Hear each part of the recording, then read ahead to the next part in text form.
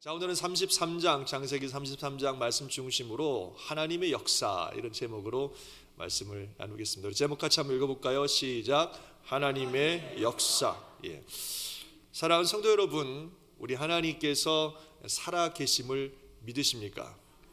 하나님께서 실제로 우리 삶 가운데 역사하신다는 사실을 믿으십니까? 또 하나님의 그 역사하심이 우리 삶 가운데 얼마나 많은, 또 얼마나 중요한 비중을 차지하고 있습니까? 사실 우리가 야곱이라고 하는 한 사람의 생애를 이렇게 자세히 보고 있습니다만, 우리랑 시대도 다르고 삶의 환경도 다른 이 사람의 생애를 왜 이렇게 우리가 자세히 보고 있고 우리에게 무슨 의미가 있겠습니까? 이 한 사람의 생애가 우리에게 의미가 있는 것은 이 야곱이 하나님을 믿고 살아가는 신앙의 삶을 살았기 때문입니다. 물론 이 야곱은 말씀드린 것처럼 우리와 살았던 삶의 환경도 다르고 시대도 다릅니다. 그러나 그도 우리와 똑같은 인간으로서 한 시대에 이 땅을 살았던 한 사람입니다. 그런데 그는 눈에 보이는 현실만을 보며 살았던 사람이 아니라 눈에 보이지 않지만 하나님을 믿는 믿음을 가지고 살았던 사람입니다. 그래서 우리는 이 야곱의 이야기에 귀를 기울이고 야곱의 생애를 자세히 살펴보는 것입니다. 우리도 역시 이 현실이라고는 우리 시대의 우리의 삶의 현실을 살고 있지만, 우리 역시 눈에 보이는 현실만 보며 사는 사람이 아니라 눈에 보이지 않지만 하나님을 믿으며 하나님과의 관계 속에 살아가는 사람입니다. 아멘이십니까? 그렇다면 그 하나님을 믿는 믿음이 우리의 현실의 삶에 얼마나 영향을 미칠 수 있을까요? 하나님을 믿는 믿음이라고 하는 것이 그저 내 마음속에 위로 주고 평안 주고 힘을 주고 그렇게 내 마음속에서 일어나는 하나의 생각이고 위로지, 그냥 현실과 상관없는 그런 어떤 마음속에서만 일어나는 그런 일들입니까? 눈에 보이지 않는 그 하나님이 정말 주를 믿는 성도들의 삶에 실제로 역사하십니까? 정말 하나님을 믿는 믿음이 우리의 삶을 실제로 변화시키고 우리의 삶의 문제를 실제로 해결하고 우리의 삶의 새롭고 복된 길들을 실제로 여시느냐 하는 것입니다. 그것을 우리는 이 성경의 이야기를 통해서 확인하는 것입니다. 말씀드린 것처럼 야곱이라고 하는 이 사람은 눈에 보이는 현실 속에 살았던 사람입니다. 그렇지만 눈에 보이는 현실만을 보며 살았던 사람이 아니라 눈에 보이지 않지만 하나님의 존재를 믿고 그 하나님을 의지하며 살았던 사람입니다. 그런 야곱의 삶에 어떤 일이 일어나는지를 우리가 보면서 우리가 믿는 이 신앙이, 하나님을 믿는 이 신앙이 우리 삶에 어떤 영향을 미치는지, 정말 하나님의 역사가 우리 인생 가운데 실제로 나타나긴 하는 것인지, 그것을 우리가 확인하고 보게 되는 것이고, 그래서 그 하나님을 믿고 또 그 하나님을 믿는 믿음으로 우리가 살아가게 되는 것입니다. 그래서 이 야곱이라고 하는 한 사람의 이야기를 성경은 이렇게 자세하게 우리에게 이야기해 주고 있고, 특별히 믿음으로, 하나님을 믿는 믿음으로 살았던 그의 인생을 자세하게 소개하고 있는 것입니다. 그럼 야곱의 삶이 어땠습니까? 지난주간 우리는, 지지난주죠, 야곱의 아주 인생의 가장 어려운 순간을 만났던 것을 보았습니다. 20년 전 아버지를 속이고 형님을 속이고 도망간 야곱, 형이 지금까지도 그 야곱에 대한 아주 그냥 원한을 품고 야곱이 돌아오기만 해봐라 아주 그냥 이를 박박 깔고 있다가 야곱이 돌아온다는 소식을 듣고 그냥 400명의 군사를 데리고 야곱을 잡으러 오고 있습니다. 야곱이 스스로를 본문에도 얘기했지만 자식들도 어리고 아내들도 있고 양들도 많고 소도 많고 어디 도망갈 수도 없어요. 그냥 에서가 공격하면 꼼짝없이 잡혀서 다 진멸당할 수밖에 없는 철제절명의 위기의 순간입니다. 이 상황 속에서 야곱이 할 수 있는 것은 아무것도 없었습니다. 그래서 그때 그는 야복강에서 하나님 앞에 엎드렸습니다. 이 어려운 상황에서 자신과 가족들을 구원해 달라고 하나님께 엎드리고 주님을 붙들고 씨름했습니다. 그때 주님이 그의 허벅지에 관절을 치시는 일이 있었고 그의 이름을 야곱에서 이스라엘로 바꿔주셨습니다. 즉 이것은 하나님과 야곱의 관계가 새롭게 정립되었다는 것을 의미합니다. 정말 자기 수단과 방법을 의지했던 자기의 의의가 완전히 꺾이고 이제는 하나님을 의지하는 사람으로서, 또 지금까지는 사람들 붙들고 씨름하고 경쟁하고 싸우며 그렇게 살았던 그의 인생이 이제는 사람이 아니라 하나님을 붙들고 하나님과 씨름하며 살아가는 하나님의 사람으로서 그의 하나님과 그의 관계가 새롭게 정립된 것입니다. 그랬을 때 그의 삶에 실제적으로 어떤 일이 일어났습니까? 하나님과의 관계가 새롭게 정립되니 그의 현실의 삶에 어떤 변화와 역사들이 나타나느냐 하는 것입니다. 바로 오늘 본문에서 읽은 것처럼 그가 절대로 해결할 수 없었던 현실의 문제가 하나님과의 관계가 회복되니까 해결되었다는 것입니다. 하나님을 믿고 하나님과의 관계를 바로 세웠더니 하나님의 역사가 그의 삶 가운데 실제로 나타나 그 현실의 문제가 해결된 줄 믿습니다. 오늘 본문의 얘기가 그 얘기를 하고 있는 겁니다. 다음날 드디어 에서가 야곱을 만나러 왔습니다. 야곱이 있는 곳으로 왔어요. 그래도 야곱은 좀 불안한 마음이 있어서 혹시라도 불상사가 일어나면 안 되니까 다 죽더라도 내가 가장 사랑하는 이 라헬과 요셉만큼은 좀 살리고 싶어가지고 저 뒤로 빼놓고 그리고 형님을 만나고 있습니다. 그런데 그에게 달려온 형님 에서에게 있어서는 적개심이라고는 조금도 찾아볼 수가 없는 것입니다. 그냥 야곱을 보자마자 막 얼싸안고 끌어안고 막 뽀뽀를 하고 막 너무너무 반가워서 어쩔 줄 몰라 하는 거예요. 아니 어떻게 이런 일이 일어날 수가 있어요. 그냥 야곱을 죽이겠다고 달려왔던 사람인데 야곱이 준비한 선물이 에서의 마음을 바꿨습니까? 그렇지 않아요. 에서도 얘기하지만 400명의 군사를 데려올 정도면 그도 자산이 굉장한 사람입니다. 그 정도 선물 가지고 그가 마음이 바뀌고 그럴 사람이 아니에요. 이것은 하나님의 역사입니다. 아멘 하시기 바랍니다. 하나님의 역사예요. 하나님께서 에서의 마음을 바꾸셨습니다. 야곱이 절대로 해결할 수 없었던 이 현실의 문제를 하나님이 역사하셔서 에서의 마음을 바꿔버리신 거예요. 그래서 야곱은 에서를 보면서 말하기를 내가 형님의 얼굴을 배운 즉 하나님의 얼굴을 보는 것 같습니다. 그렇게 얘기하는 거예요. 뭐 에서를 기분 좋게 한 말일 수도 있겠지만 진심이라고 생각해요. 형님의 얼굴 속에 야곱에 대한 미움이나 뭐 살기나 이런 거는 전혀 찾아볼 수 없고 진짜 하나님처럼 온유하고 사랑이 넘치고 그냥 인자 모습으로 야곱을 만나는 그 에서의 모습을 보게 되었다는 것입니다. 정말 하나님의 역사입니다. 하나님이 에서의 마음을 바꿔주셨고 하나님이 문제를 해결해 주신 줄 믿습니다. 야곱이 하나님과의 관계를 올바로 하고 하나님을 온전히 신뢰하니까 하나님의 역사가 그의 현실에 임하셔서 그의 현실의 문제를 바꿔주신 것입니다. 하나님은 분명히 살아 계시고 우리가 그분과의 바른 관계를 맺고 그분을 철저히 믿고 신뢰하며 따르면 그분의 역사가 우리의 삶 가운데 임하셔서 우리의 현실의 문제를 해결해 주시고 놀라운 은혜와 축복의 문들이 열리게 하시는 것을 믿으시기 바랍니다. 야곱과 함께 역사하시던 이 하나님이 바로 지금 저와 여러분과 함께 하고 계신다는 거예요. 그래서 우리도 야곱이 그랬던 것처럼 믿음으로 하나님을 의지하고 하나님과 온전한 관계 안에 있고 우리의 문제들을 하나님께 아뢰드리면 하나님의 그 전능하신 능력이 우리의 삶에 현실의 실제의 삶에 실제로 임하셔서 우리의 현실의 문제를 회복시켜 주시고 치유하시고 변화하시고 역사하는 일들이 일어난다는 것입니다. 신앙생활은 그런 거예요.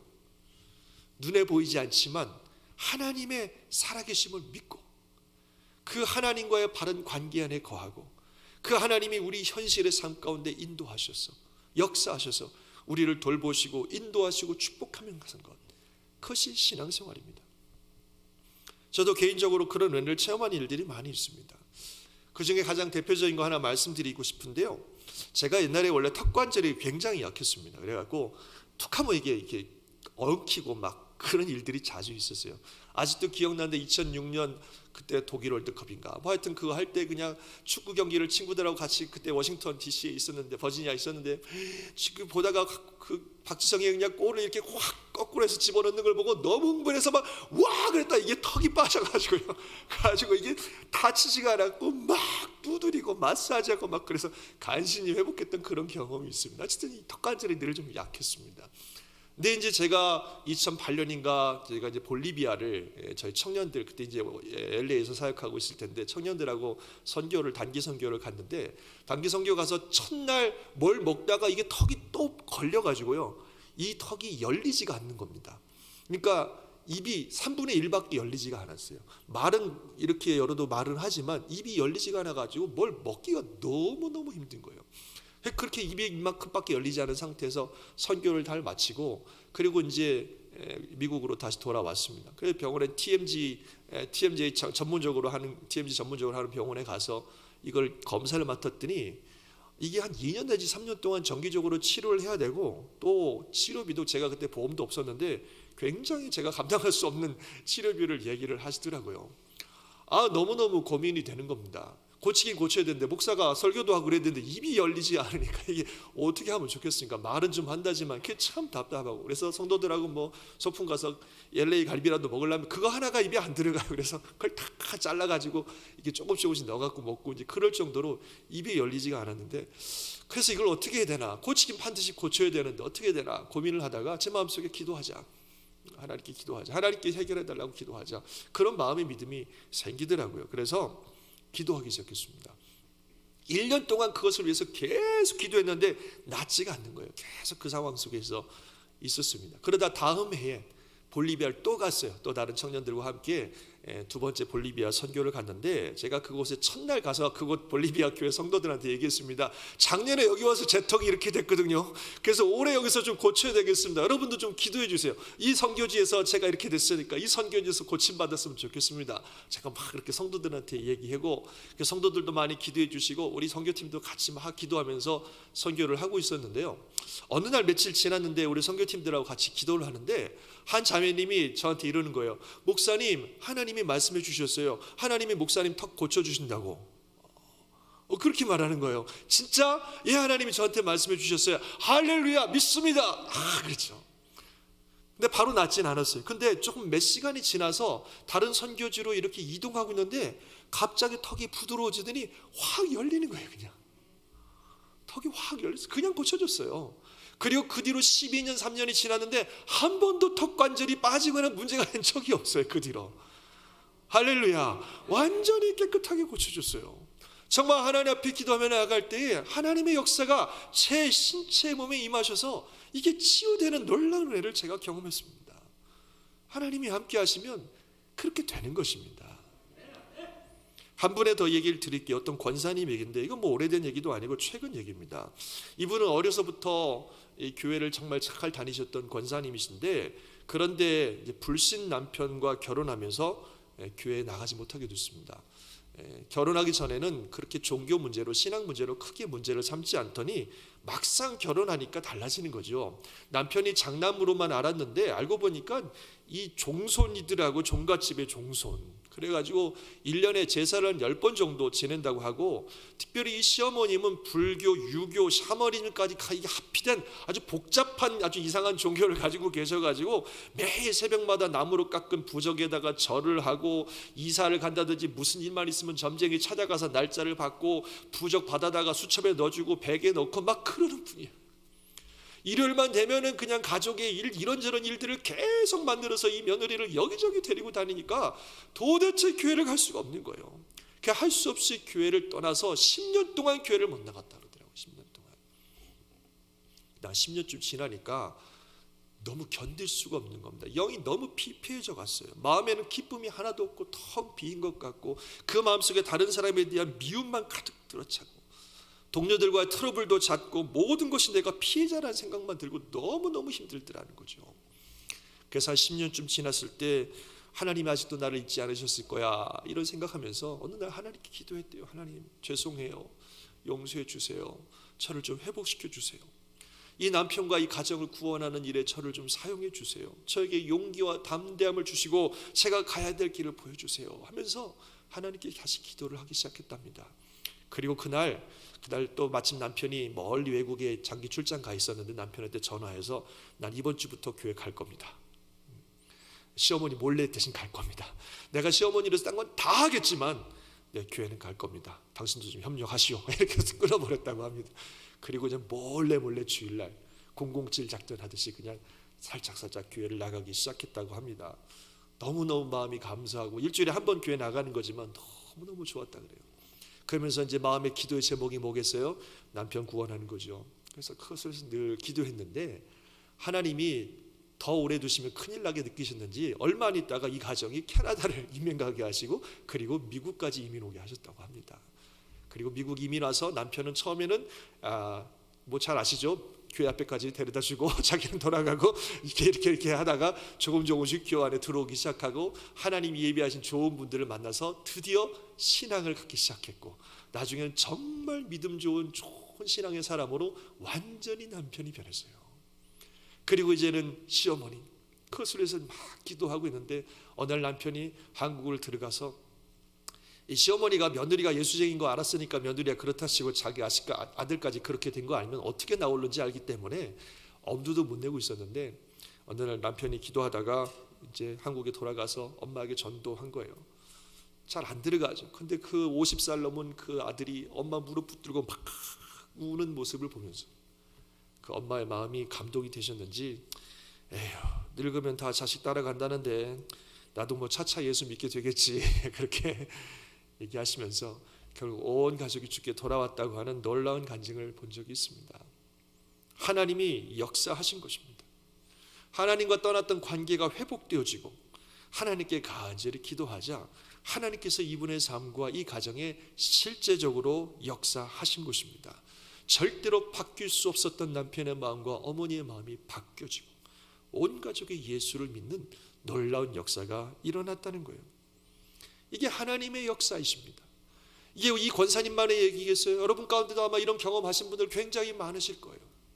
정말 하나님께 간절히 기도하며 나아갔을 때 불가능해 보였던 현실 속에서 하나님이 내 삶 가운데 역사하셔서 사람들의 마음을 바꾸고 환경을 바꾸고 닫혔던 문을 열어주시고 묶였던 것들을 풀어주시고 죽었던 영혼들이 살아나게 하는 놀라운 역사를 이루신 줄 믿습니다. 하나님은 분명히 살아계시고 그를 사랑하고 그를 신뢰하는 하나님의 사람들을 지키시며 그 현실 속에서 그의 전능하신 능력으로 실제적으로 역사하시는 하나님이신 걸 믿으시기 바랍니다. 그런 하나님이에요. 그분 믿고 그분과 온전한 관계 속에서 그분 붙들고 사는 게 신앙입니다. 하나님은 눈에 보이지 않고 하나님을 믿는 신앙이라는 게 손에 잡히지 않는다 할지라도 하나님은 살아계신 실제이시고 그분을 믿는 신앙도 실제입니다. 단순히 내 마음속에서 위로받고 마음을 위로하는 정도가 아니라 살아있는 실제이신 하나님을 믿는 실제라는 거죠. 그래서 그분을 믿는 믿음이 우리의 삶에 실제적으로 강력한 영향을 미치고 우리에게 놀라운 축복과 놀라운 능력이 된다는 것을 믿으시기 바랍니다. 그게 신앙이에요. 그게 신앙의 능력입니다. 우리 삶의 신앙에 지대한 영향이 미친다는 것을 오늘 본문에서는 사실 또 다른 면을 보여주고 있습니다.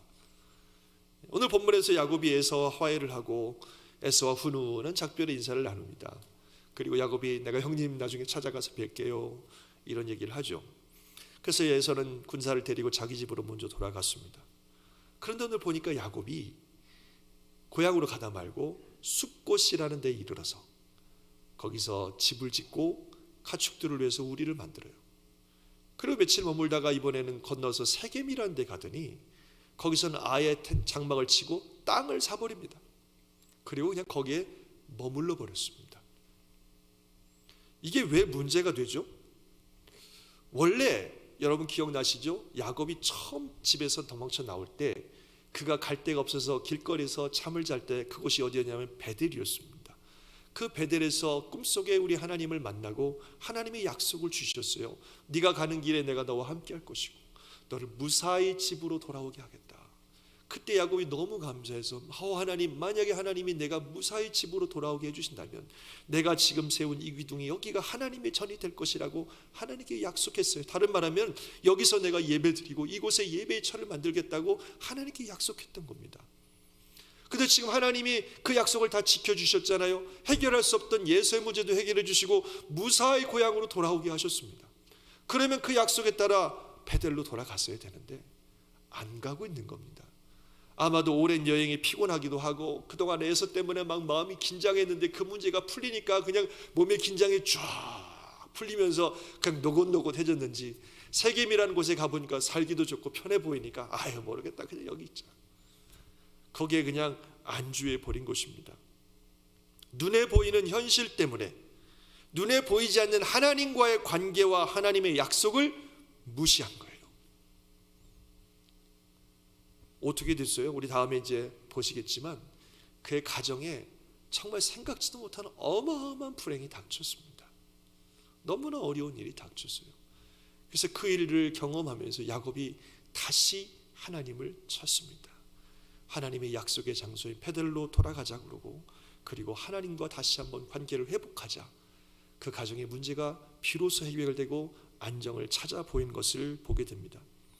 눈에 보이지 않는 하나님이시고 손에 잡히지 않는 신앙인 것 같지만 하나님은 살아계시고 그분과의 만남, 그분과의 관계, 그분의 들어오심은 우리 삶에 놀라운 역사를 이루고 우리 삶에 실제적으로 너무나 지대한 영향을 미친다는 사실을 우리가 분명히 믿어야 됩니다. 그래서 정말 그 하나님을 믿는 믿음 안에서 그분을 의지하면서 그 신앙 안에 거하는 우리들의 삶이 될 때 하나님의 역사가 우리와 함께 하실 줄 믿습니다. 사랑하는 성도 여러분, 우리 잘 아시는 히브리서 11장 1절에 보면 이런 말씀이 있습니다. 같이 한번 읽어보겠습니다. 시작.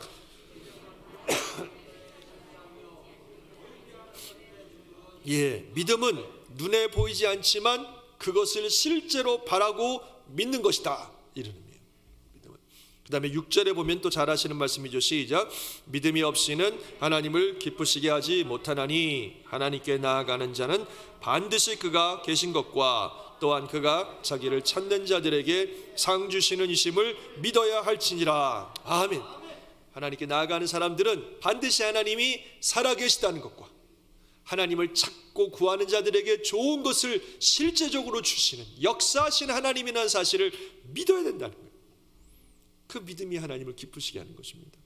그 다음 절에 보면요, 7절에 보면 이렇게 얘기하고 있어요. 믿음으로 세 번역인데 노아는 하나님께서 아직 보이지 않는 일들에 대하여 경고하셨을 때에 하나님을 경외하고 방주를 마련하여 자기 가족을 구원하였습니다.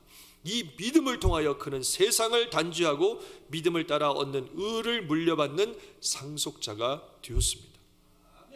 예를 들어서 노아는 보이지 않는 것에 대한 하나님의 말씀을 들었지만 하나님을 믿고 방주를 준비함으로 말미암아 하나님의 역사로 그의 자신과 가정을 구원하였고 정말 믿음의 상속자라고 하는, 의의 상속자라고 하는 놀라운 복을 받았다고 증언해주고 있습니다. 성경은 바로 이것을 우리에게 증언해주고 있는 것이고 바로 그 증언의 말씀을 따라 우리가 살면 이 성경의 말씀이 우리의 삶에 실제로 역사하여 주셔서 동일한 하나님의 역사를 경험하게 되실 줄 믿습니다. 눈에 보이지 않지만 실제하신 하나님을 믿는 믿음으로 그 하나님과 옳은 관계 속에서 우리가 살아감으로 말미암아 하나님의 역사가 저와 여러분의 삶에 실제적으로 임하여 주셔서 놀라운 축복을 받고 또 하나님의 놀라운 은혜를 체험하는 우리 저와 여러분의 삶이 되시기를 주의 이름으로 축원합니다. 반드시 하나님의 능력이 함께 하셔서 묶인 것들을 푸실 것이고 막힌 것들을 열어줄 것이고 병든 것들을 치유할 것이며 죽은 영혼을 살릴 것이며 하나님의 놀라운 영광을 보게 하실 줄 믿습니다. 그 하나님의 능력이 우리와 함께 하시는 이 한 해 또 저와 여러분의 삶이 되시기를 예수님 이름으로 축원합니다. 기도하겠습니다. 우리 말씀 생각